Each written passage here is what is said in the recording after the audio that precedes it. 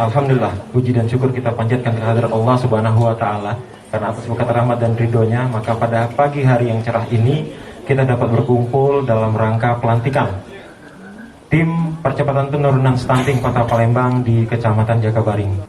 Pada hari ini, Rabu tanggal 22 bulan Agustus tahun 2022. Saya mengucapkan selamat atas pelantikan dan juga selamat bekerja.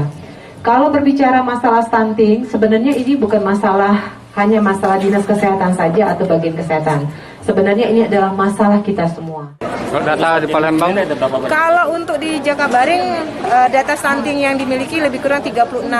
Tapi kalau untuk seluruh wilayah Kota Palembang, 18 kecamatan 107 kelurahan lebih kurang 1000. Itu yang terbanyak di daerah mana? Yang terbanyak sekarang ini di Sukarame. Kalau sedikit. Bagaimana? Yang paling sedikit. Kalau yang paling sedikit mungkin di IB 1 ya.